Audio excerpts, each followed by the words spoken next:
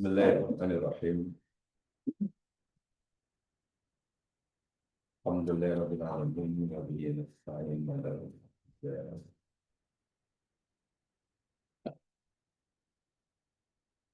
salatu wassalamu ala asyrafil anbiya wal mursalin wa ala alihi wa ashabihi wa sahbihi.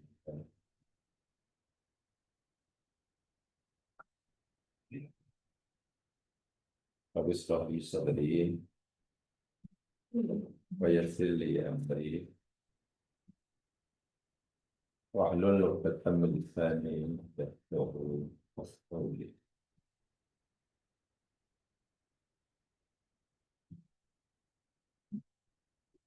Insyaallah kita akan teruskan di kajian kita kaitan dengan fail wanita surga Ummul Mukminin Khadijah Al-Kubra, dan diri yang lepas bisa sampaikan beberapa kelebihan yang ada pada Khadijah Al-Kubra Zawjatun Nabi. Hari ini kita akan sambung semula apakah fadail, keutamaan yang ada pada diri Khadijah. Kalau pada sisi lepas kita telah pelajari bahwa Khadijah binti Khuwailid merupakan wanita atau bahkan orang pertama yang beriman kepada Rasulullah. Bukan sekadar wanita pertama, tapi orang pertama. Tanpa ada keruan sedikitpun, ketika Nabi masih dalam keadaan ketakutan semasa balik daripada Gua Hira, ditemui oleh Jibril. Nabi bahkan mengatakan hatta khasyitu ala nafsi, sehingga aku mengkhawatirkan diriku. Mana Nabi belum tenang, belum tenteram sepenuhnya. Subhanallah, Khadijah Al-Kubra meyakinkan baginda. Beliau berkata, wallahi la yukhziyakallahu abadan. Tidak sama sekali, demi Allah, Allah tidak akan menghinakan engkau selama-lamanya. Peranan yang luar biasa dimainkan oleh Khadijah Al-Kubra. Yang kedua, sebagaimana kita telah pelajari sama, berdasarkan hadis Muslim, hadis Bukhari, baginda mengatakan sebaik-baik perempuan pada zamannya adalah Maryam binti Imran, dan sebaik-baik wanita pada zamannya Khadijah. Dari semua wanita yang hidup pada zaman Maryam binti Imran, Maryamlah wanita yang paling baik. Dari semua wanita yang hidup pada zaman Khadijah Al-Kubra, Khadijah al-Kubra khairul nisa'i. Dimana itu pengakuan daripada Rasulullah sendiri. Sehingga banyak ahli hadis memahami yang dimasukkan sebaik-baik wanita adalah Khadijah, mananya dari sekian seluruh wanita, bukan di Arab sahaja, bukan bangsa Quraisy saja, tapi semua wanita yang telah wujud. Yang ketiganya, masih pengakuan daripada Rasul SAW dalam hadis Imam Ahmad daripada Ibnu Abbas radhiyallahu anhuma, Khadijah adalah afdalu nisa'il ahlil jannah. Dan ini yang sedang kita pelajari. Belum pun Khadijah wafat, belum pun kiamat berlaku, tapi Nabi telah memberitahu bahwa termasuk perempuan yang paling mulia di surga kelak adalah Khadijah al-Kubra. Subhanallah. Beliau belum wafat, kiamat belum berlaku, tapi Nabi sudah memberitahukan pada umatnya dari sekian atau berapa banyak wanita ahli surga, Khadijah adalah salah satu dari 4 wanita yang paling mulia, paling utama di surga. Dan yang keempat ini sangat istimewa, keutamaan Khadijah yang keempat sangat istimewa. Ini ada juga dalam hadis Bukhari. Saya bacakan hadisnya daripada Abi Hurairah.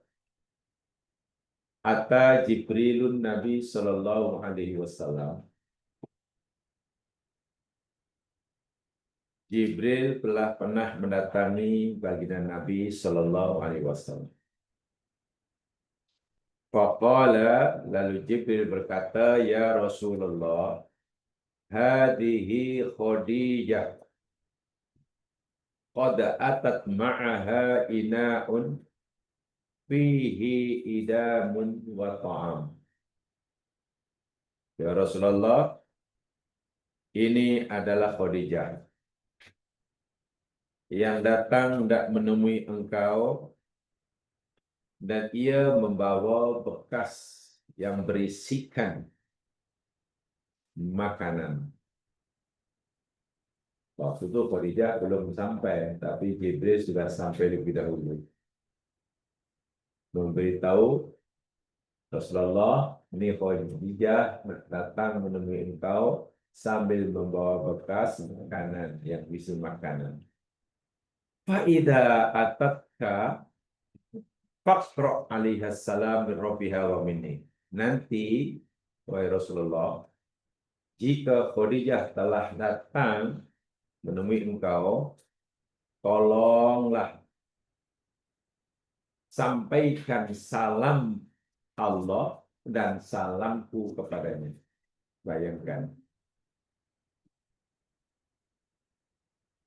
Jibril kata, wahai Rasulullah, nanti jika Khadijah sampai menemui engkau bawa makan itu, sampaikan salam Allah dan salamku kepadanya.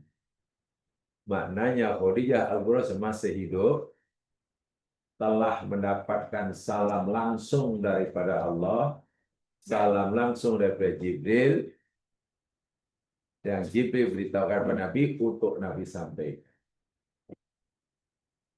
Orang sekarang mungkin dapat salam dari Donald Duck pun melompat-lompat. Donald Duck kirim salam, berasa baru, itu baru Donald Duck. Bayangkan, awak dapat salam daripada Raja Saudi, pingsan terus. Ini daripada Allah langsung, daripada Jibril langsung, disampaikan oleh Jibril ketua malaikat, diamanahkan kepada Rasulullah, penghulu sekalian Nabi, khas untuk Khadijah. Tak mulia macam mana perempuan seperti ini. Tak cukup itu saja berita yang dibawa oleh Jibril. Wa basyirha bi baitin fil jannah min qasbin. Dan yang kedua, ya Rasulullah, sampaikan kabar gembira kepada Khadijah bahwa Allah telah binakan sebuah rumah mahligai di surga yang terbuat daripada qasbun. Qasbun itu sebenarnya lu'lu' berjawah wasit. Kalau dalam bahasa dunia, yakni lu'lu'. Lu'lu' lah. Ya. Orang kita hanya mengenal mutiara. Ya. Tapi dalam agama ada lu'lu', marjan, zabarjat, zamrud. Kita tak akan jumpa itu. La sahab. Jadi Allah telah sediakan bagi Khadijah singgasana atau sana khas buat beliau di surga. Sebelum pun beliau meninggal. Ini betul-betul waliullah lah macam ni. Waliullah. The chosen one. Dan memang peranannya sangat besar ya. Jasanya sangat besar. Bayangkan ketika orang ramai, belum pun Nabi berdakwah kepada kaumnya, Khadijah sudah meyakini bahawa suaminya adalah utusan Allah. Sedangkan Nabi sendiri masih dalam keadaan ketakutan. Dan kemudian, seperti saya katakan, Khadijah menyampaikan berita yang diambil suaminya ini kepada saudaranya, yakni Waraqah bin Naufal, seorang pakar Injil pada masa itu. Ahlu kitab, tergolong Alkitab yang mukmin sejati, karena tidak meyakini Isa sebagai anak Allah, sebaliknya meyakini Isa sebagai utusannya. Waraqah bin Naufal beritahu, yang mendatangi suami itu, wahai Khadijah, itu bukan syaitan, itu namus. Bahasa dia. Namus itu nama lain Jibril bagi ahli kitab. Dan ia pernah datang menemui Isa, menemui Musa, menemui Nabi sebelumnya. Jadi suami itu menjadi salah seorang utusan Allah. Jadi kenabian Nabi diketahui oleh pakar ahli kitab waktu itu. Jadi dalam hadis yang baru saya sampaikan tadi jamaah sekalian, Khadijah mendapatkan dua keagungan kemuliaan yang mungkin tidak diberikan oleh Allah kepada selain beliau. Pertamanya, tadi saya dapat salam langsung daripada Allah dan malaikat Jibril.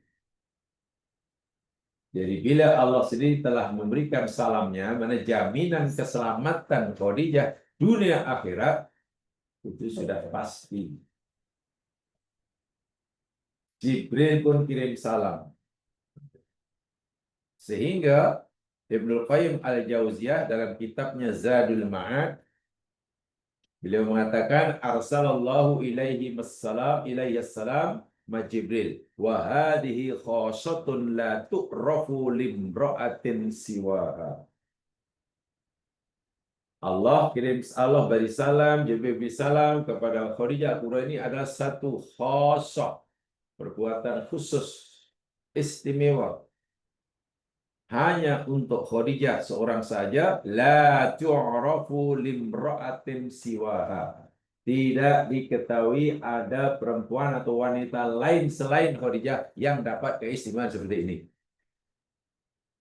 Maryam alaihissalam pun tidak. Khadijah saja yang dapat keistimewaan, satu dapat salam langsung daripada Allah dan Jibril. Kata Ibnu Qayyim. Dan yang keduanya dalam hadis tadi adalah disampaikan kabar gembira bahwa ia telah dibinakan, telah dibangunkan baginya, dibinakan baginya baitun fil jannah, rumah kediaman, ya bahasa awamnya rumahlah baitun.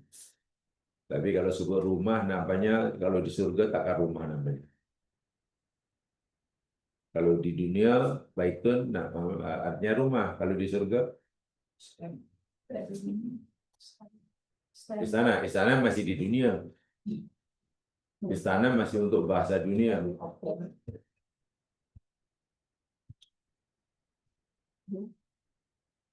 Di dunia bangunan yang paling tempat tinggal paling megah istana. Istana itu untuk dunia. Kalau di surga kan masih juga istana. Ya.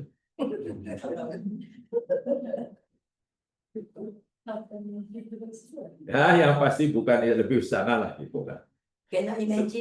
Iya, sebab namanya surga. Jadi macam mana? Subhanallah. Jadi ibaratnya beginilah. Kalaulah ahli surga yang lain itu kalau berada di tempat yang sama, lapang tempatnya. Contoh mudah ini sebagai ilustrasi lah.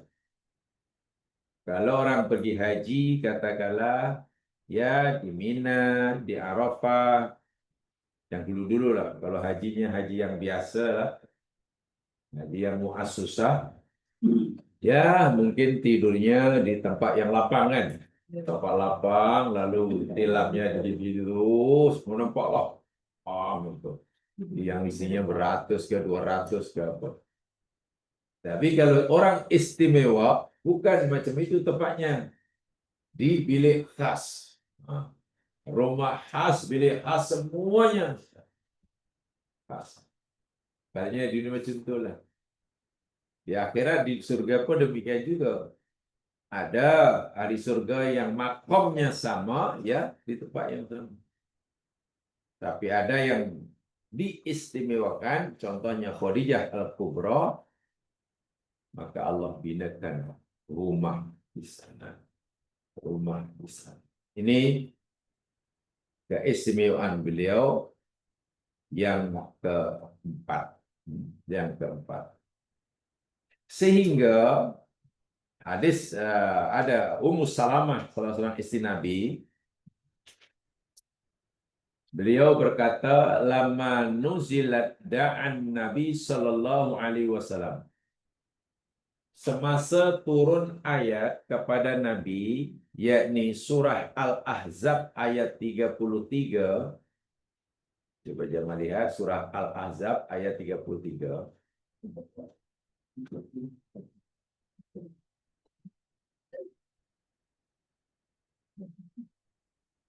Ketika turun ayat 33 dari surah Al-Ahzab. Ayatnya berbunyi,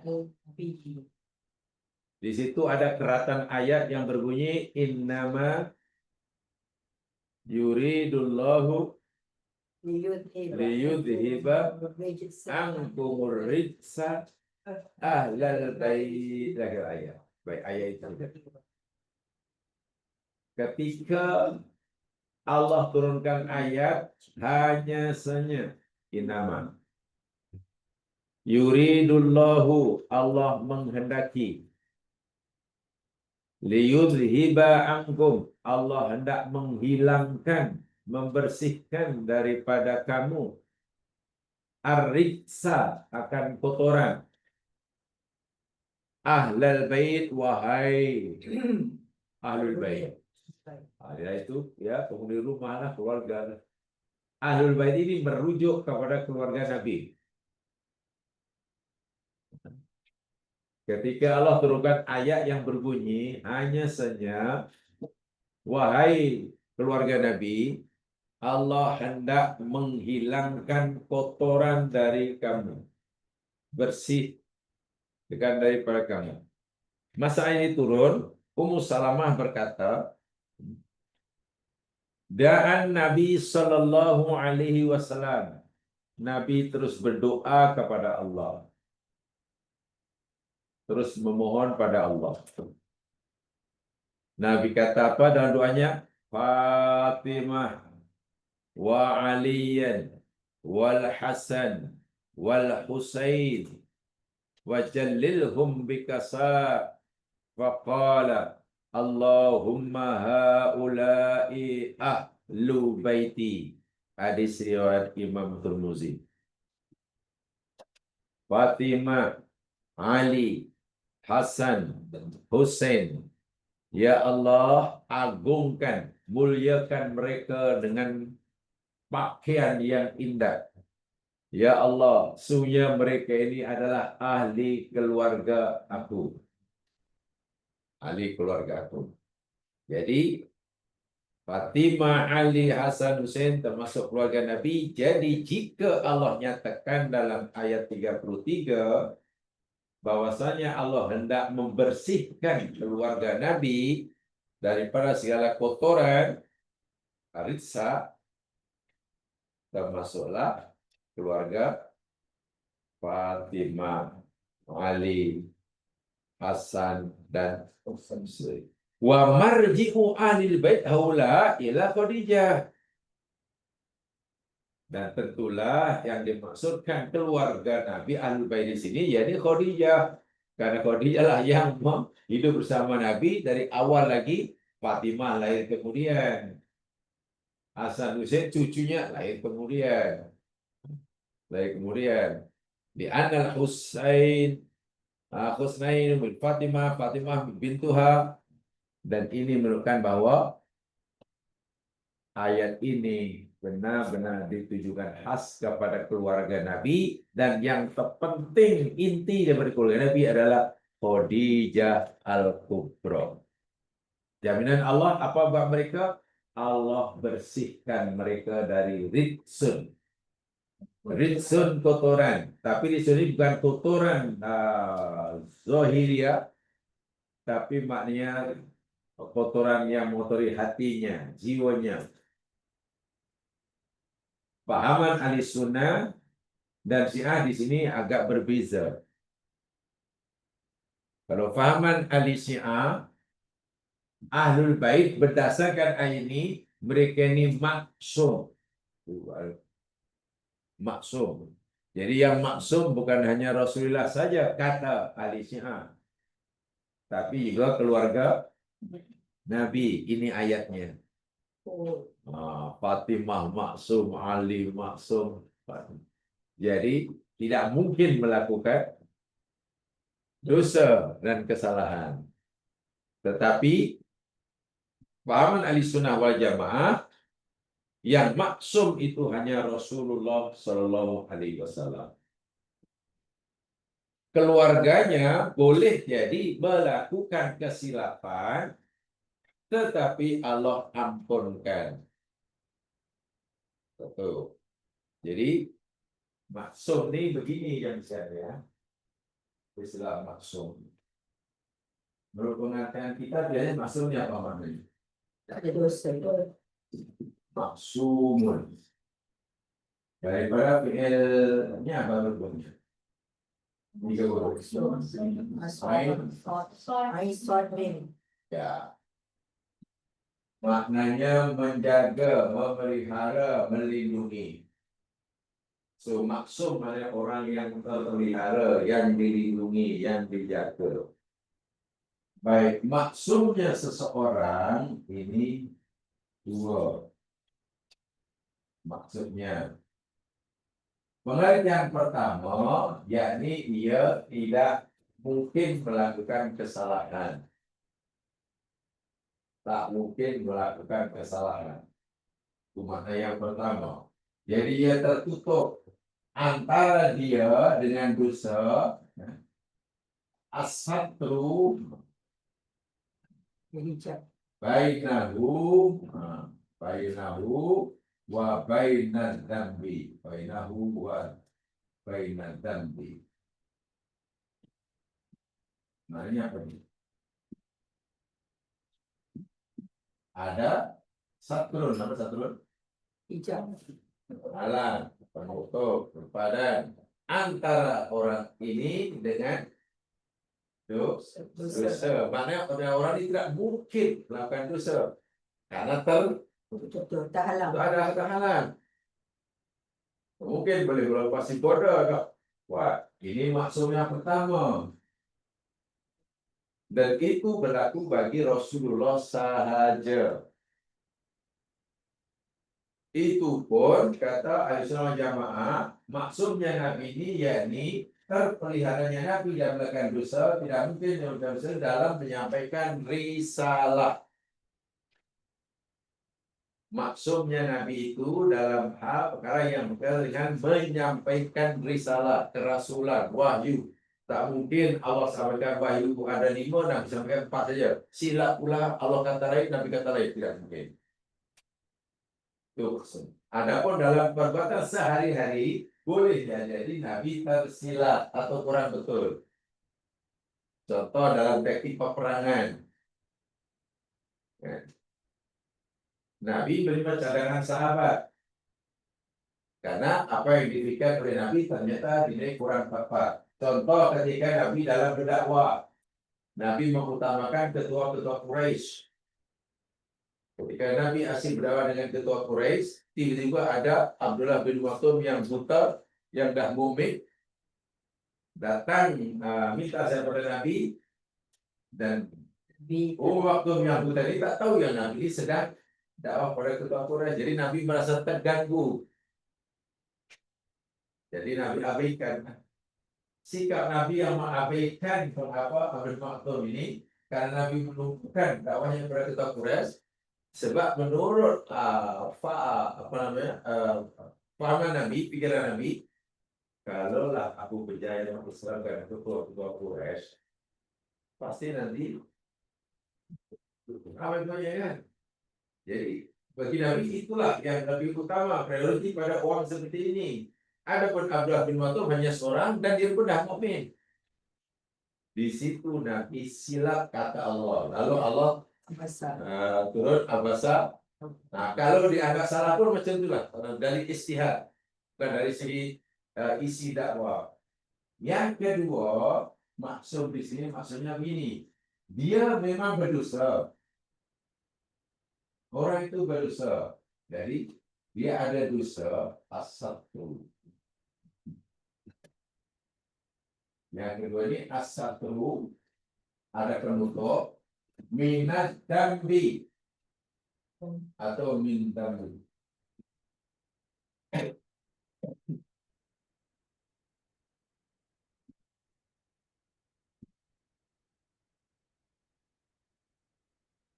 Maksud yang kedua, maknanya orang ini melakukan dosa, ya, melakukan dosa, betul. Tetapi antara dia dan dosa yang telah terlanjur dilakukan itu dihalang oleh Allah, sehingga orang ini nanti di akhirat tidak lagi dipertanggungjawabkan atas dosanya. Nah, tadi dosa ada, tapi oleh karena Allah ada tutup. Nah, tutup inilah kalau dalam bahasa agama sebutnya maghfirah. Yang dalam maghfirah inilah namanya maghfirah. Maghfirah. Yang orang berkata pengampunan lah. Yang doanya Rabbi firli lah. Allahumma firli, Rabbi firli, yang kita cuma ampunkan dosaku. Astagfirullah, aku mohon ampun. Makna asal astagfirullah ini bukan aku mohon ampun. Aku mohon maghfirah. Maghfirah itu maknanya penutup, penghalang. Jadi kita mengakui yang kita berdosa. Lalu kita mohon pada Allah agar Allah jadikan penutup, penghalang antara kita dan dosa kita. Bila Allah kabulkan, dosa yang terlanjur kita lakukan ini nanti oleh Allah tak diminta pertanggungjawaban. Siksa yang sepatutnya menimpa kita karena dosa kita tak jadi ditimpakan karena ada maghfirah. Itu makna asal astagfirullah semua. Maghfirah pengampunan. Jadi kalau nggak pernah saya tak tahu bahasa Melayu. Nah, keluarga Nabi tak sama kemaksumannya dengan Nabi. Jadi keluarga Nabi seperti Fatimah, Ali, dan tadi yang disebut tadi Khadijah, kemungkinan melakukan dosa itu ada. Tapi karena mereka ini orang yang apa namanya sangat dekat dengan Allah sayangi, jadi cepat mohon ampun sehingga dosa yang telanjur dilakukan nanti oleh Allah tidak lagi dipertanggungjawabkan. Kalau dalam bahasa kita sudah dihapuskan, sudah di itu pun dosa-dosa kecil. Itu makna riksun. Allah berjanji, Allah berfirman ini. Allah hendak menghilangkan ritsun. Ritsun mana kotoran yang sifatnya maknawi. Kotoran yang sifatnya maknawi, bukan kotoran yang bersifat zahiri. Bukan sifat zahiri. Jadi tak nampak maknawi. Ya, maksudnya adalah dosa. Syirik pun ritsun juga. Syirik itu ritsun, maksiat itu ritsun. Hati yang dendam itu ritsun, dan lain sebagainya dan lain sebagainya. Tuh. Jadi ini keistimewaan yang luar biasa bagi keluarga Rasulullah. Keluarga Rasulullah. Khasnya berdasarkan hadis Ummu Salamah ini, inti daripada Ahlul Bait yakni Khadijah. Itu inti dia. Dan daripada Khadijah lahirlah Fatimah. Dari Fatimah lahirlah Husain. Hasan Husain. dan Husain yang terkenal. Jadi paman ahli sunnah jamaah, tapi Syiah tidak. Dia memahami maksumnya dibersihkannya keluarga Nabi ini macam maksudnya Rasulullah. Jadi kalau Nabi tak mungkin bersalah, pasti benar, ucapannya pasti diikuti, maka Imam Hasan Husain pun pasti tak boleh tidak. Jadi sehingga Syiah mempunyai ada 12 keturunan itulah. Kan lain di situ. Jadi beberapa pemahamannya terhadap ayat itu berbeza. Itu yang Syiah gitu. Dan kadang ada yang berlebih-lebihan. Memang orang Islam pun wajib memuliakan keluarga Nabi. Menghina keluarga Nabi dosa besar. Memuliakan Fatimah, menghormati Ali, memuliakan, menyayangi Imam Hussein, wajib. Wajib, tapi setelah kita ini kadang karena sudah dipecah belah, Islam ini kadang sekarang tanpa disedari umat Islam sendiri telah membagi umat Islam jadi dua kumpulan seakan-akan, satu Sunni, dua Syiah, seakan-akan kan. Tak tahu siapa yang bagi dua macam itu. Kemudian Syiah pula memuja, memuliakan Husain itu berlebih-lebihan kan. Yang berlebihan ya contohnya tempoh hari 10 Muharram kita berpuasa. Hari orang Syiah orang bukan hari untuk ibadah, itu hari berkabung, hari kesedihan. Karena pada 10 Muharram itu cucu Nabi yang sangat disayangi mati dibunuh Imam Hussein, sehingga mereka meratapinya lah, meratapinya. Jadi meratapi itu menzahirkan simpati lah, sayang kata mereka. Itu mereka sangat melakukan Imam Hussein, kuburnya lah apa semuanya. Betul, mereka menghormatinya berlebihan. Tapi kadang sebagian orang Sunni seakan-akan Hussein itu identik dengan Syiah. Sehingga karena memang yang memuliakan kan Syiah kan, walaupun berlebihan. Sehingga Sunni rasa takut nak sudah. Ini pernah ada cerita, kes itu yang sudah di Indonesia. Orang ini belajar di Madinah, dia PhD. Dan ialah pandai lah mana menguasai agama Islam. Dari sebelum agama itu kau kan tahu betul lah. Terkenal lah orang Sunni yang memang konsisten dalam menegakkan ayat Rasulullah SAW. Suatu hari ia dijemput untuk berceramah. Kalau di sini bagi ceramah perdana lah, saran perdana di sini panggil. Tak tahu apa bezanya perdana dan tak perdana pun saya tak tahu. Apa tu bezanya? Saran perdana dan yang bukan perdana apa bezanya? Pasal di kami pun ada juga saran perdana. Itu ada jamaah yang lain tu bisa tanya, bisa perdana. Tanya yang EJK lah merasa. Betul. Karena ditanya banyak, saya pun jawab pun ya tak serius lah. Oh, saran perdana bila itu biasanya ada makan dan tak ada makan. Hari-hari ada kan pilihan marif, ada jemputan itu, ada jadwal lah. Bulan ini seminggu sekali, bulan ini itu biasa tuh. Tapi kalau saran perdana ya ini biasanya penceramah itu dijemput sekali itu saja lah. Oh, itu ada banner dia, itu ada makan-makan, ada ini gitu kan. Baiknya serupa ya, kadang-kadang hanya cerita dongeng. Jadi sahabat ni apa saja ni jemput untuk menyampaikan ceramah di masjid jadi ramai apa pendengarnya. Tiba-tiba ia menceritakan tentang kisah Husain berdasarkan riwayat yang sahih. Subhanallah, lepas itu heboh dalam masyarakatnya dituduh rupanya dia Syiah. Bayangkan. Dituduh Syiah, jadi ramai orang awam sampai begitu sekali orang Sunni ini. Cerita Husain pun ada. Cepat cara berfikir itu.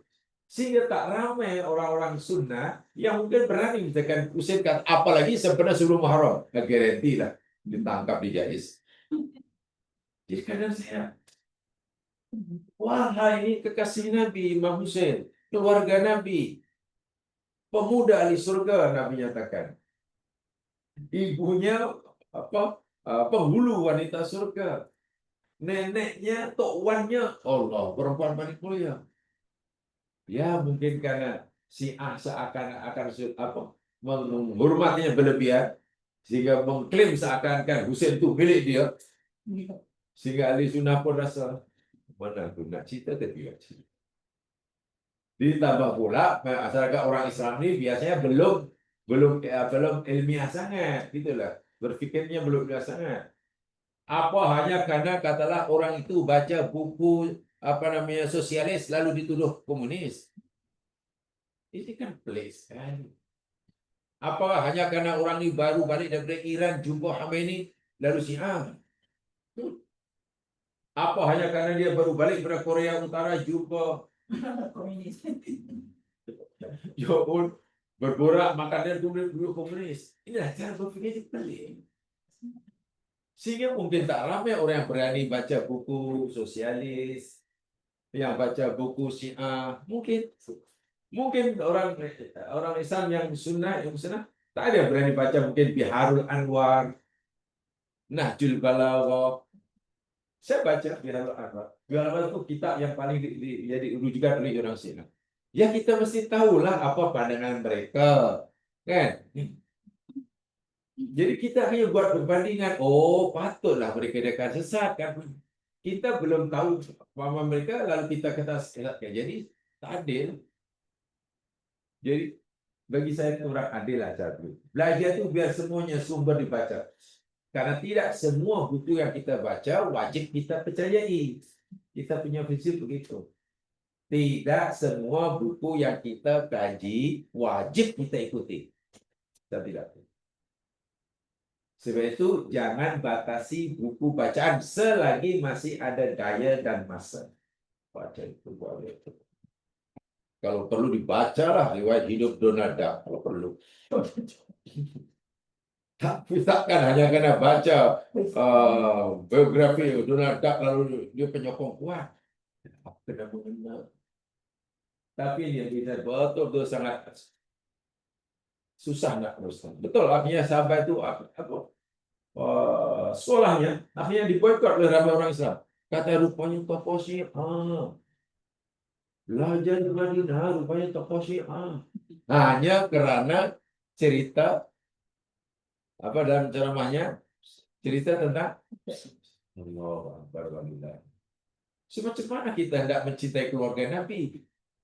Kalau ada rasa takut dituduh, jangan-jangan nanti ada orang Islam kemudian cerita tentang Nabi Isa dituduh Kristen karena cinta Nabi Isa. Jadi itulah susahnya ya. Jadi kena luaslah apa pemahaman agamanya. Benar, kita yakin Nabi Isa. Nasrani pun yakin Nabi Isa, tapi kan pemahaman kita berbeza. Kita menyayangi Hussein, keluarga Rasul. Syiah menyayangi Hussein, tapi caranya kan berbeza. Jadi sepatutnya Sunni tidak boleh rasa takut atau rasa apa ya, ada halangan hanya karena Syiah mau punya keyakinan yang berbeda. Sepatutnya begitu. Tapi sangat jarang ya, sangat jarang. Apalagi di tempat terbuka. Saya yakin tidak ada yang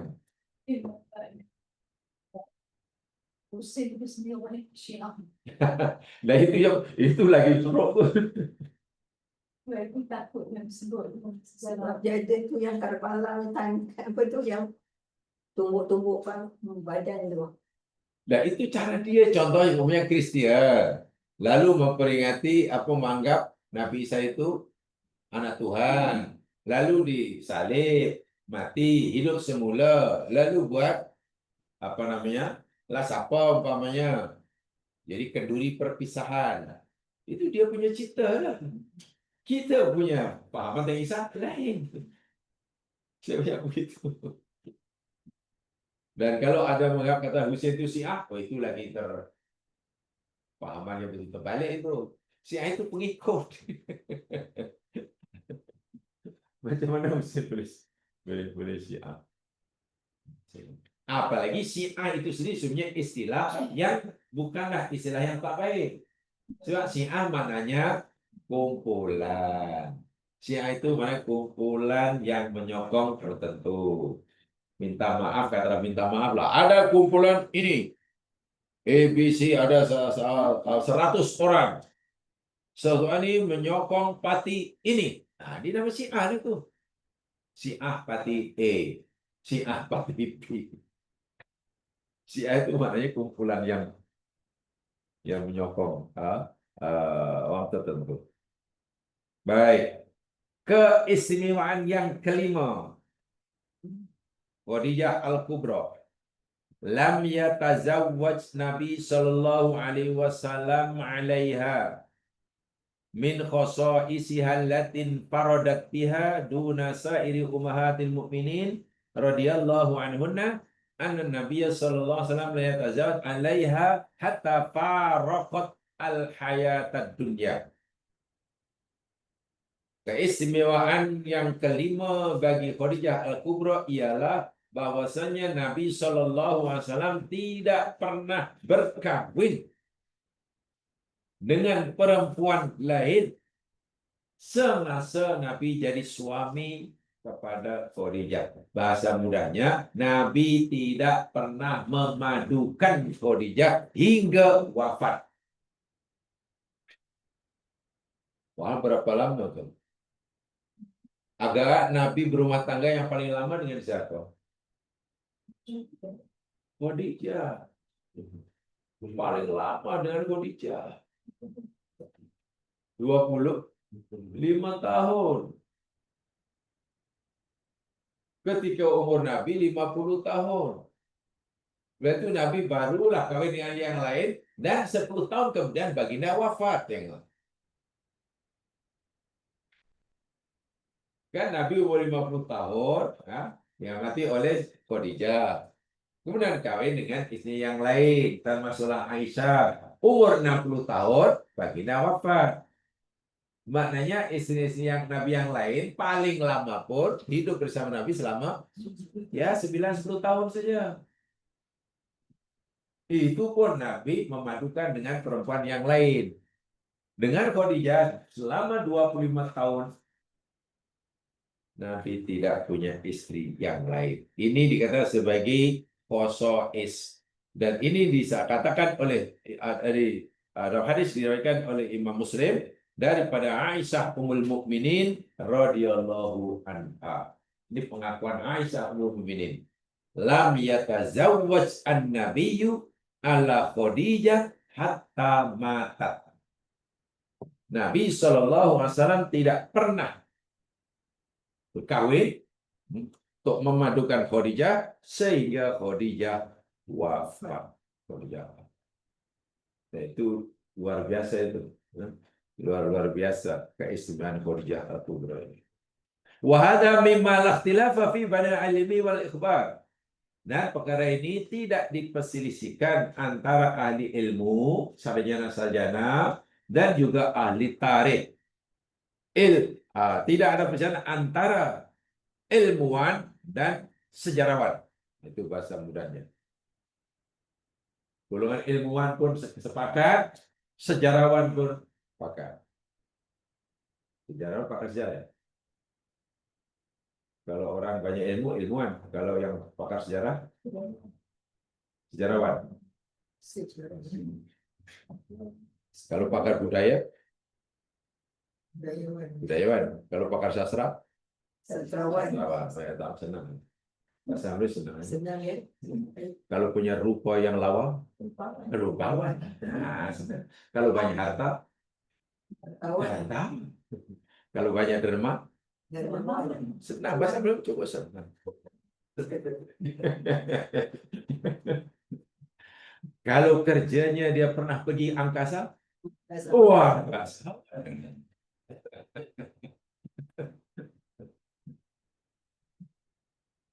Fi dalilun ala adami qadratihi indahu, dan ini sebagai bukti bahwasanya bukti atas kemuliaan, kelebihan, keagungan, kedudukan Khadijah di sisi Nabi. Wa ala mazidi fadli anha abnathu an ghairiha. Masya Allah. Dan termasuk tambahan kelebihan keutamaan Khadijah atas istri yang lain, Khadijah lah aghnathu min an ghairiha wa qasad bihi bi qadari mastaraka fi ghairu amratain.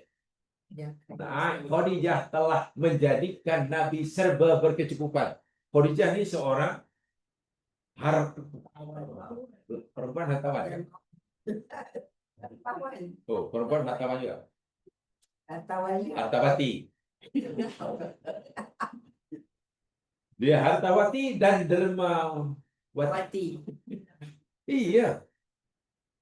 Nabi ini kan yatim piatu dan Nabi serba kecukupan kehidupan sehari. Bahkan Nabi dapat membiayai dalam perjuangan dakwahnya itu dengan harta Khadijah. Ketika orang-orang lain menahannya, orang lain mendustakan Nabi, Khadijah telah mengimaninya. Orang lain bakhil kepada Nabi, Khadijah telah menginfakkan hartanya. Orang lain menyusahkan Nabi, Khadijah telah membantunya. Dan itu luar biasa itu. Al-Nadha. Marota ini yang pertama, asa ba'da'an tazawwaja tamaniyata salatina aman. Jadi tadi sudah dinyatakan ya. In farada Khadijah min Nabi khamsatin wa isrina aman, dan telah berkeluarga dengan Rasul selama 25 tahun. Wahia nahwa talatin minal majmu' sumati ikhlas. Wa ma'atul mudati fasara qabla fiha milati. Oh iya, itu sudah tidak perlu. Karena yang pentingnya itu tadi. Khadijah telah membelanjakan kekayaannya untuk Rasulullah SAW, untuk sama ada ketika Nabi belum jadi Nabi, ataupun selepas Nabi jadi Nabi. Maknanya berapa lama Khadijah menginfakkan hartanya dalam perjuangan dakwah Nabi? Berapa lama?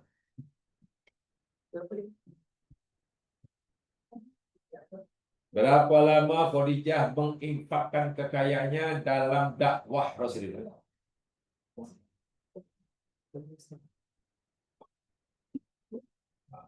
Itu penting. Ya, menginfakkan hartanya dalam dakwah Nabi selama 10 tahun ya. Kan Nabi hidup dengan dia selama 25 tahun. Umur Nabi waktu itu 25, umur Khadijah.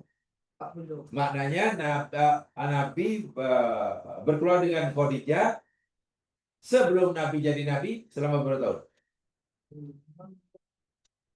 Nabi berkeluarga dengan Khadijah selama berapa lama sebelum Nabi jadi Nabi?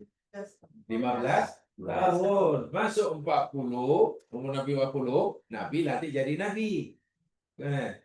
Kemudian umur 50 tahun baginda wafat. Maknanya Khadijah menginfakkan hartanya dalam dakwah Rasul selama 20 tahun. Yang 15 tahun sebelumnya infakkan sebagai keluarga. Sebagai keluarga. Dalam mempunyai keluarga Nabi, bukan keluarga Rasulullah ya, sebab itu belum jadi Rasulullah. Masya Allah. Dan itu pengorbanan yang tidak kecil. Pengorbanan yang tidak kecil. Seperti itu ciri ahli surga, bahkan di dalam ulasan-ulasan yang diberikan oleh ulama-ulama berkaitan dengan ini. Contoh umpamanya satu di antaranya, Khadijah seorang yang sangat kaya raya sebelum dan selepas masuk Islam.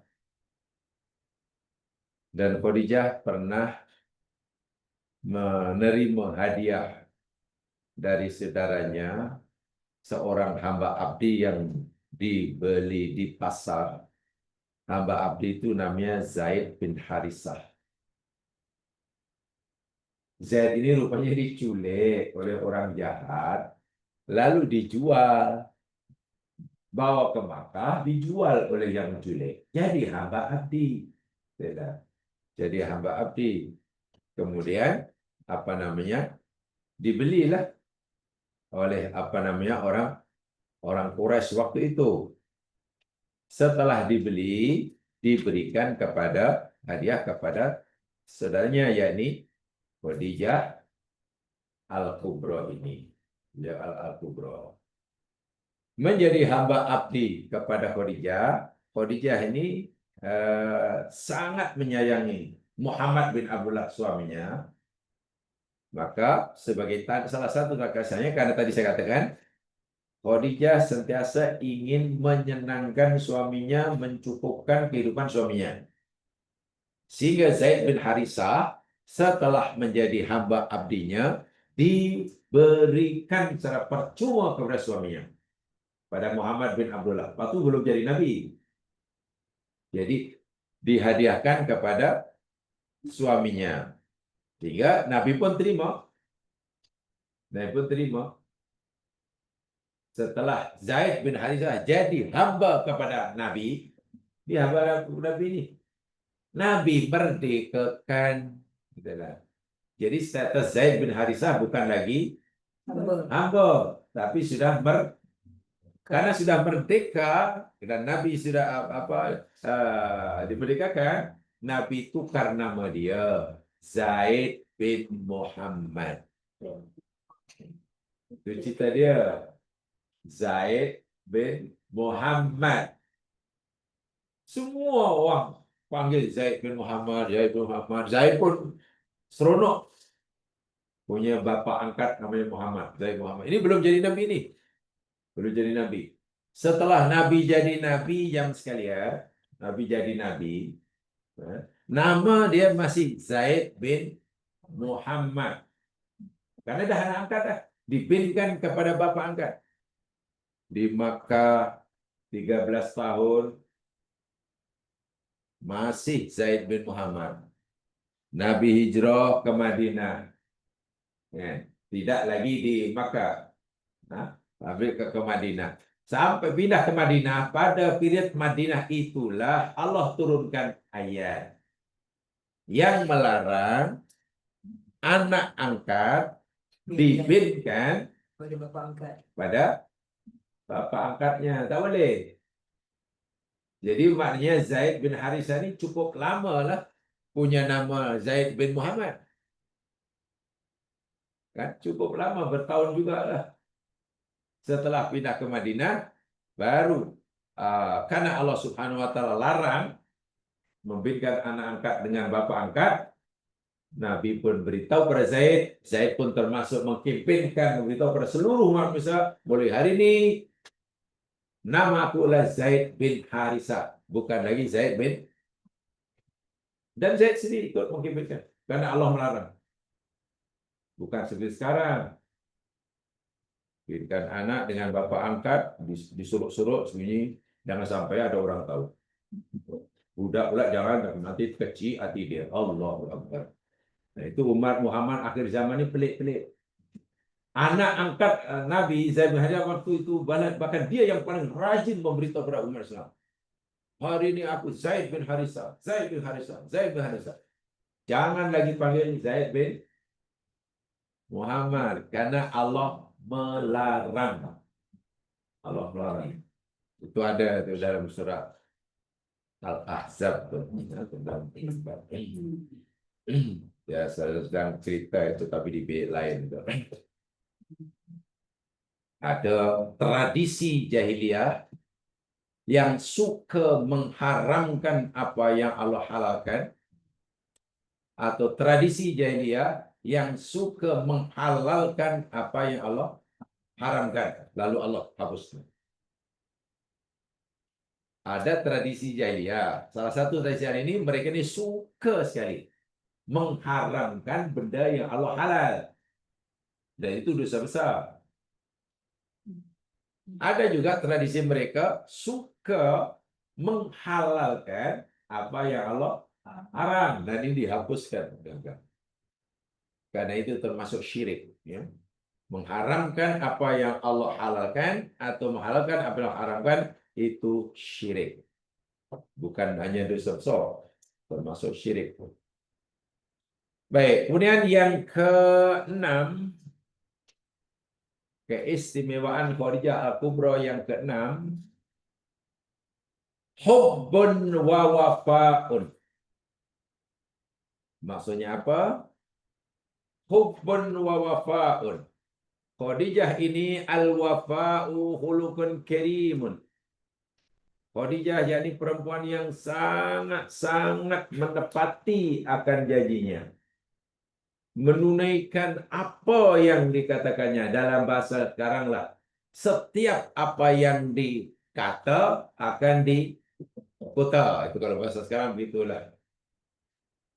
Setiap yang dikata akan dikuta.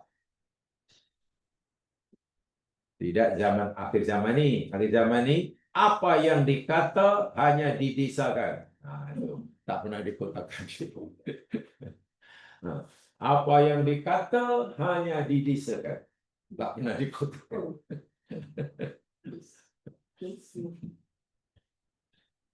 Dan Rasulullah SAW adalah agama Nabi ini, agama Islam, yang ini sangat-sangat menekankan ajaran menepati janji. Al-wafa. Waqad hafidhan Nabi sallallahu alaihi wasallam li zaujati Khadijah al-Kubra wa fadlaha. Nabi sering sekali menyebutkan kelebihan isteri baginda Khadijah ini, kana wafian laha fi hayatiha wa ba'da mautiha.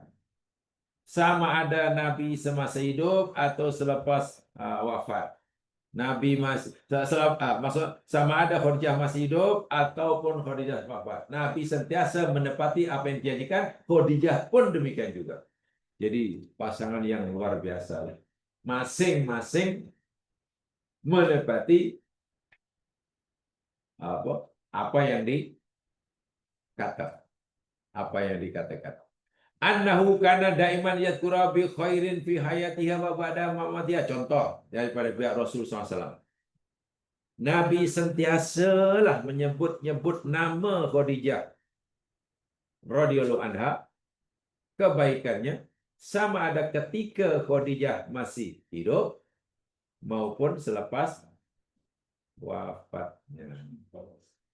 Ingat, tempoh hari telah saya sampaikan, bila saudara perempuan Khadijah ini datang ziarah ke rumah Nabi, ke rumah Aisyah radhiyallahu anha, dan mendengar saja suaranya, muka Nabi cukup gembira, happy sungguh.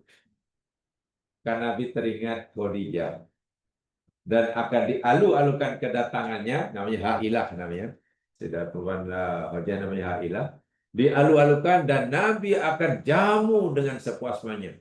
Aisyah sering menyatakan Nabi akan sembelihkan seekor kambing,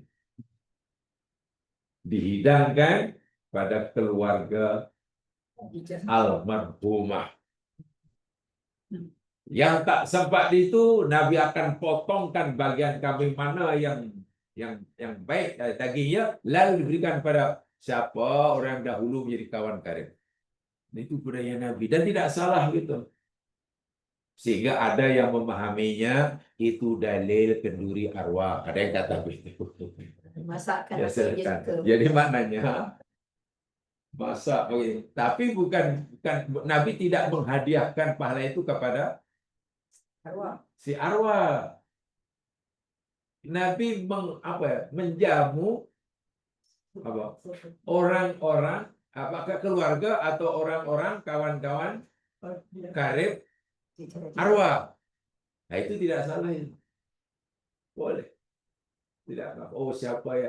Contoh kalau anak lagi disuruh, itu termasuk birrul walidain. Kita sebagai anak, dan kita tahu dahulu orang tua kita katalah kawan karibnya fulan. Memang mengambil ulang.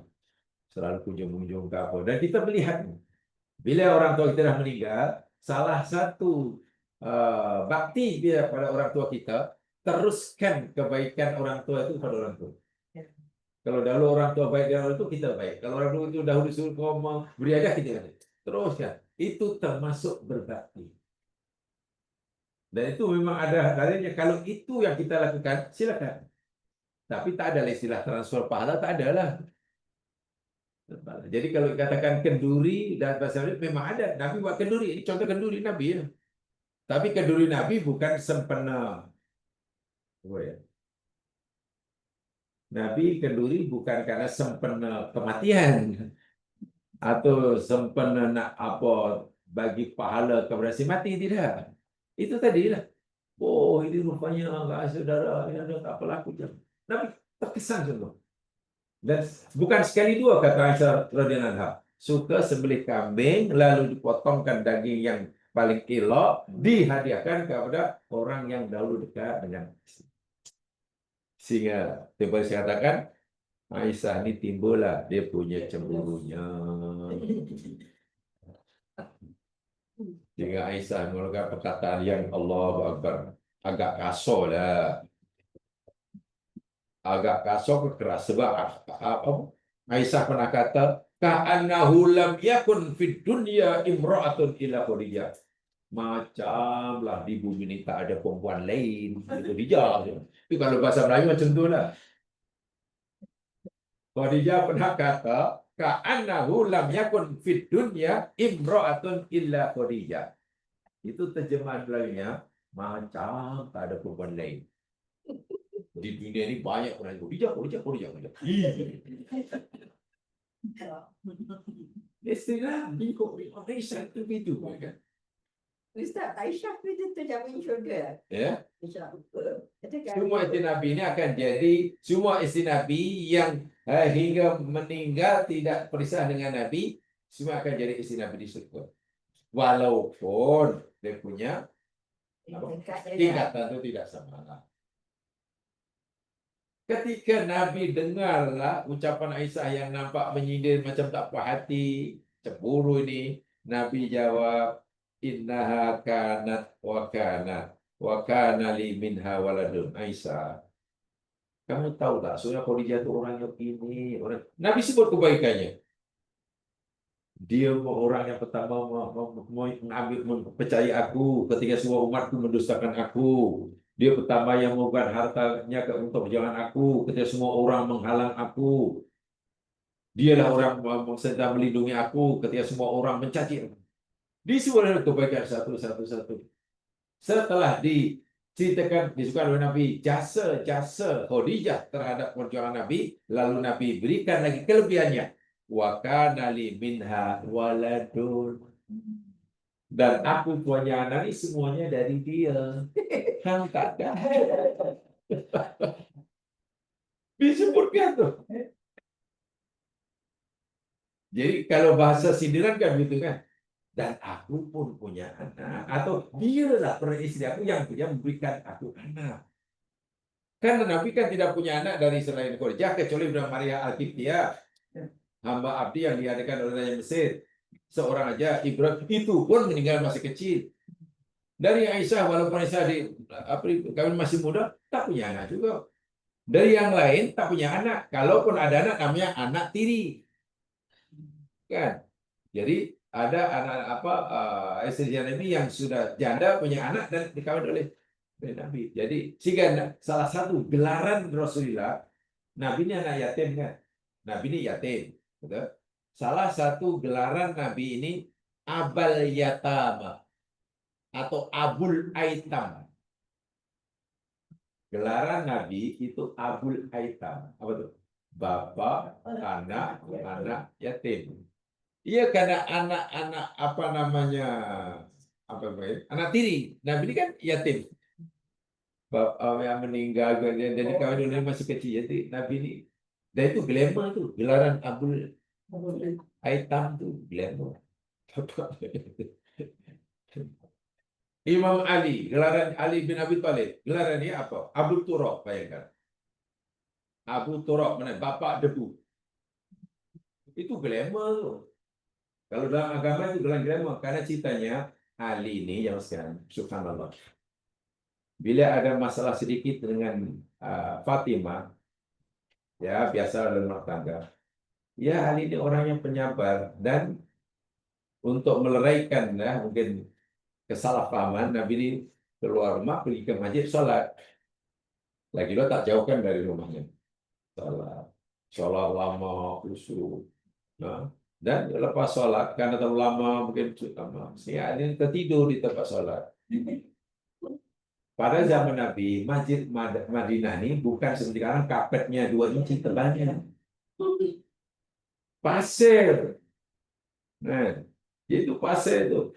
Jadi karena tidur terlalu lama, lantai pula pasir, bila ada angin tiup, jadi abu pasir itu menutup. Karena dah lama sangat, Fatimah pun tanya Rasulullah, bantuanlah untuk cari mana Ali tak balik lagi. Dan Nabi kita kenal sangat menantunya ini. Menantunya ini bila tak ada rumah pasti tak akan jauh-jauh pergi paling-paling ke masjid. Ya betul. Cari ke masjid, rupanya sedang itulah tertidur dan penuh dengan debu pasir itu. Nabi kata, Ya Aba Turab, kom. Jadi Abu Turab itu gelaran yang Nabi kan kepada bantunya. Wahai si bapak debu, karena bukan mana dia pengotor. Sholat begitu khusyuk sehingga mengantuk tertidur. Itu gelaran yang mulia tuh Abu Turab tuh. Jadi orang-orang dahulu dia besar, orang-orang alim gitu. Gelaran dia kalau untuk orang sekarang ini macam masih tak glamour lah.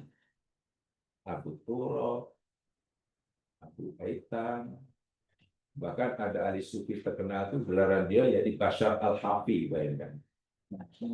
Bashar Al-Hafi. Al-Hafi itu mana si kaki ayam. Macam mana? Al-Hafi itu mana? Hafi itu mana tidak beralas kaki. Jadi kaki ayam dah.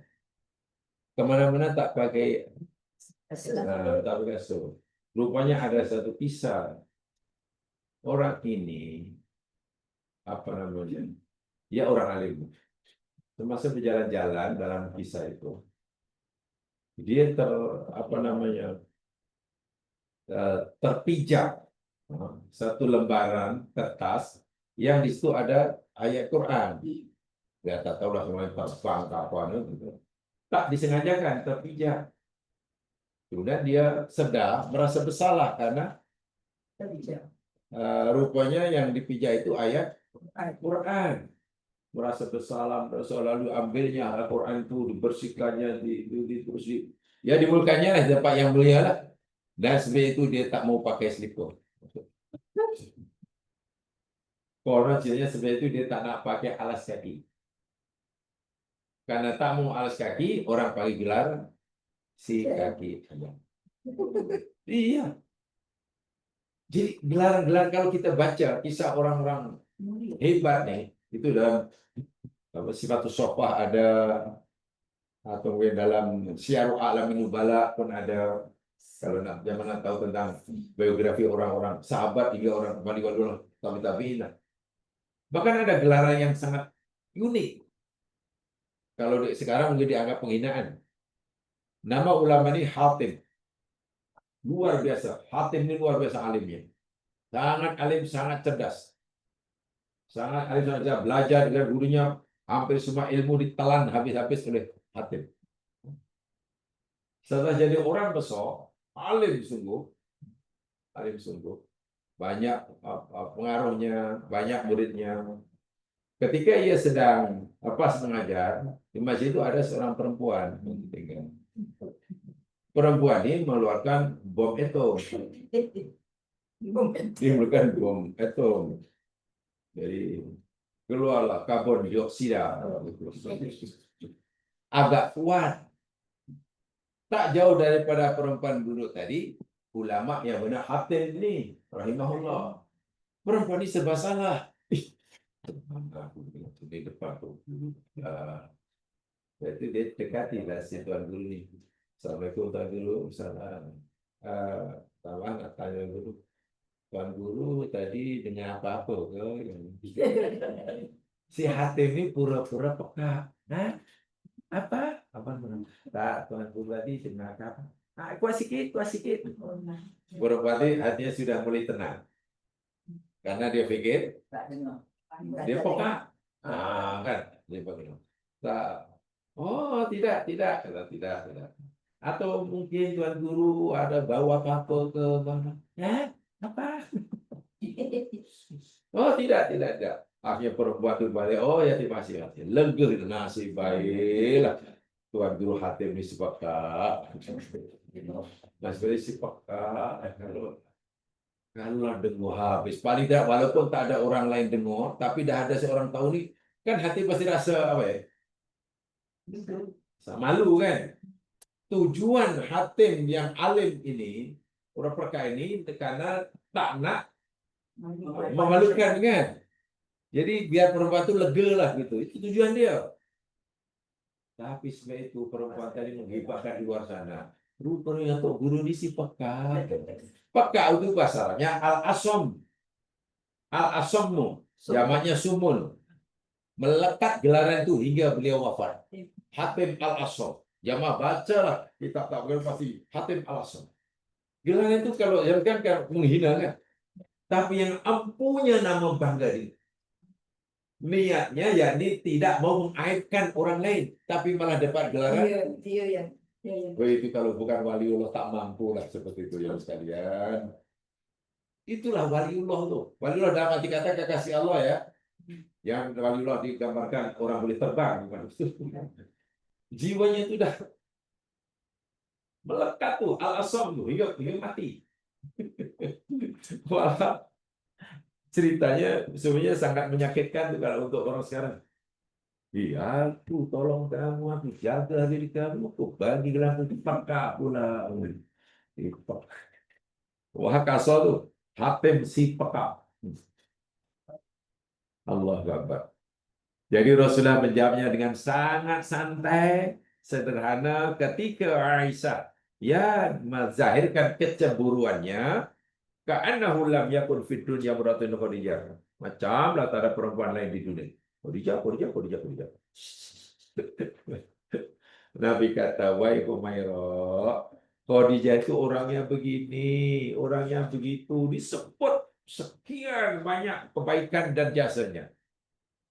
Setelah itu saya kan, oh iyalah memang betul, pokoknya banyak. Nah, yang ujung tuh mungkin sindiran agak keras juga pada Islam. Dan aku dapat anak itu hanya dari dia.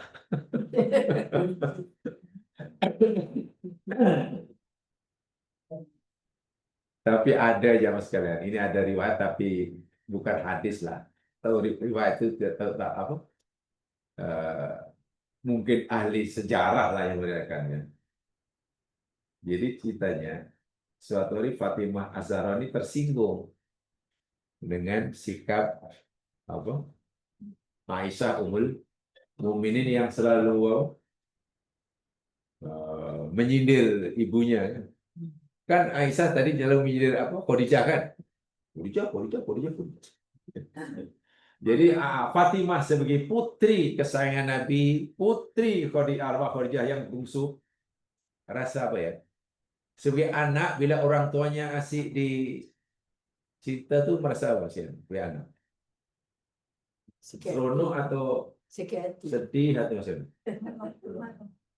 Ya tersinggung kan? Jadi Fatimah ini repot pada Rasul, lapor pada ayahnya, ya Rasulullah.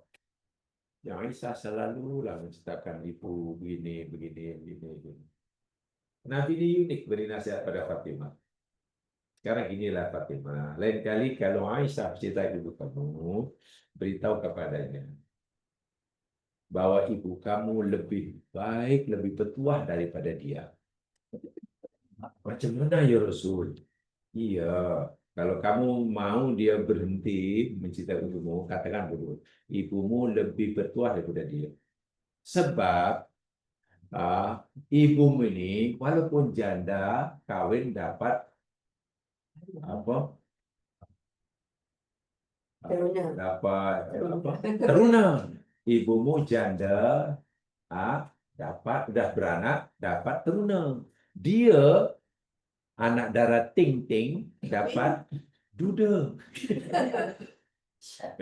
Betul kan? Kan Khadijah janda, dah ada anak kawin dengan lelaki apa? Suami sebelumnya. Dapat Rasulullah masih teruna. Kan? Bujang kan? Sementara Aisyah yang masih anak darah kawin dengan Rasulullah sudah duda. Tapi itu bukan hadis Nabi, itu cerita dari Pak Ali sejarah. Nah, sebab itu Aisyah pun dah tak berani nak sini. Maksud saya, mungkin ada tujuan yang buat cerita itu secara itu mungkin macam mana Nabi nak meleraikan apa hubungan yang kurang baik antara istri kesayangannya dengan putri kesayangannya. Bayangkan, tak mungkin Nabi berbuat pada Aisyah walaupun istri kesayangannya sehingga membuat putrinya sedih. Dan tak mungkin membela anaknya berlebihan. Apalagi walaupun Fatimah dinyatakan oleh Nabi bin atau bini, dia itu adalah darah dagingku. Jadi Nabi bagi idea macam itu. Akhirnya cantik itu cara diplomasi Nabi ini luar biasa. Sebab kan asyik sindir Khadijah. Walaupun itu ibuku lebih tertua, dia janda dan beranak, kawin dapat teruna. Hang anak darah ting-ting. Sebab Nabi pernah, ini hadis sahih ya, ini hadis buat Bukhari yang tadi. Aku dapat anak hanya daripada dia, Aisyah. Nah itu hadis sahih itu. Ya, Bukhari. Dan yang meriwayatkan Aisyah sendiri. Katanya Aisyah asyik menyindir itulah. Rasulullah. Ingat Khadijah. Macam tak ada perempuan lain di dunia. Kadali minha walad. Aku punya anak hanya dari dia, Aisyah. Dari engkau pun aku tak ada anak. Dari itu memang pedas lah dengan sindiran itu ya. Tapi sindiran ini kan istilahnya ya wajar lah sebagai manusia biasa bila itu kan rasa Masya Allah. Sehingga Imam An-Nawawi pernah berkomentar tentang hadis ini. Hadal hadis dilalatun husnil ahdi wa hifdul wuddi wa riayati hurmati sahib wal mu'asyar hayyan wa maitan wa ikramu ma'arifi dzalika sahib. Hadis ini menunjukkan bahwa Nabi sentiasa menepati janjinya pada Khadijah Al-Kubra, sentiasa menjaga, memelihara kasih sayangnya, sentiasa menjaga kemuliaan dirinya, sama ada ketika Khadijah masih hidup maupun selepas wafatnya. Lebih daripada itu, bukan Khadijah yang dimuliakan, kawan-kawan karib, adik-beradik Khadijah pun dimuliakan oleh Rasul. Itu luar biasa bagi saya. Perempuan yang didapat kemuliaan daripada kekasih Allah itu bukan. Ya, cuman ya. Bahkan dalam hadis riwayat Hakim daripada Anas bin Malik, baginda Nabi pernah bersabda, "Idza ata bisyai'i," apabila datang sesuatu kepada Nabi, yaqul idhabu bihi ila fulana. Apabila ada Nabi bersabda, apabila datang sesuatu kepada seorang kamu, maksudnya kamu ada masalah, ada apa-apa maksud itu, idhabu bihi ila fulana, kamu cepat-cepatlah pergi menemui si fulana. Fulana ini si fulan, fulana fulan. Fulan ini bahasa Arab yang lain. Kalau mudzakkar fulan, kalau perempuan fulana. Bahasa Melayu fulan itu tak kira male female, fulan ya. Fulan. Fulan. Untuk lebih mantap kalau orang kampung si Polan tuh. Polan tuh. Polan tuh, si Polan tuh. Fa innaha kanat siddiqatu Khadijah. Ini ketika Khadijah sudah meninggal ya. Khadijah sudah meninggal. Bila ada orang mengadu pada Nabi, ada masalah, Nabi kata apa? Coba kamu pergi jumpa teman baik Khadijah. Sebab Khadijah sudah meninggal. Kau cari teman baik Khadijah si fulan. Nabi bagi tahu si fulan-fulan itu teman baik Khadijah. Idhabu bihi ila baiti fulanah. Kau pergilah ke rumahnya. Fa inna kana tuhibbu Khadijah. Karena orang yang aku tuju itu, perempuan itu atau lelaki itu sangat-sangat menghormati dan menghargai Khadijah. Artinya apa? Orang yang hidup selepas Khadijah Al-Kubra pun Nabi suruh umatnya menghormatinya, menghargainya, karena orang ini sangat menghormati Khadijah. Jadi dapat kemuliaan karena memuliakan Khadijah. Padahal Khadijah sudah meninggal. Nabi percayakan orang yang sangat memuliakan Khadijah untuk diminta nasihatnya. Kalau orang nak konsul dia lah. Jadi dapat permit jadi konsultan. Ya. Kalau ada masalah, jumpa dia. Mungkin kamu susah, ada masalah keuangan, coba jumpa dia. Dia itu kawan baik Khadijah dan sangat menghormati dan memang mencontoh Khadijah. Sebagaimana Khadijah ini dermawan, pasti memberikan. Masya Allah, itu jadi pengaruh Khadijah Al-Kubra dari segi perilaku kehidupannya, akhlaknya, ini kan memberikan dampak yang besar kepada orang-orang yang kawan yang dekat dengannya semasa hidupnya. Sehingga sebelum meninggalnya pun Nabi percayakan orang-orang ini tempat rujukan umat. Tempat rujukan umat apabila ada menghadapi syai'un, bila menghadapi masalah, berada masalah. Ya, gimana ya? Coba kadang-kadang saya pernah sampaikan ini sebenarnya, tapi sudah agak lama, kalau dalam tahun 90. Masih krisis lah. Krisis ekonomi 98, 7. Krisis ekonomi. yang melanda ASEAN 98.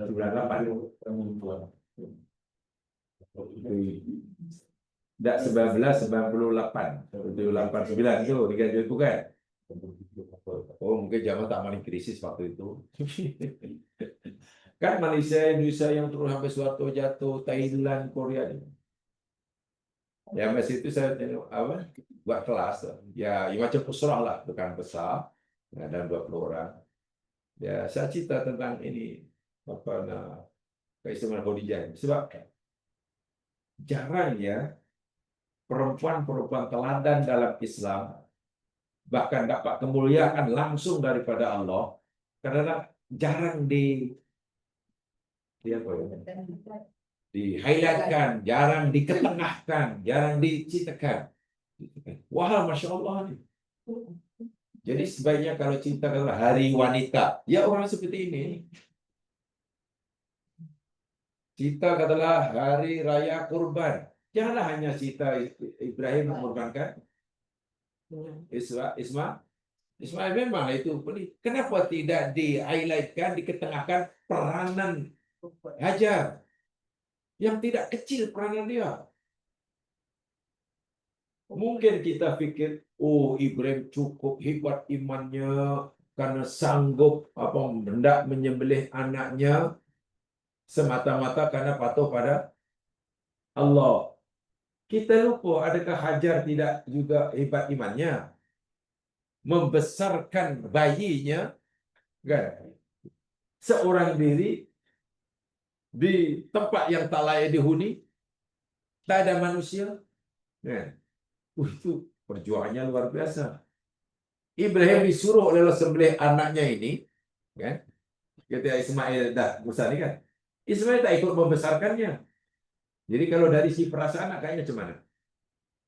Orang yang tak ikut membesarkan anak, tiba-tiba suruh sembelih dengan orang yang katalah disuruh nyembelih anaknya yang dibesarkan dari kecil. Agak mana yang lebih terasa berat?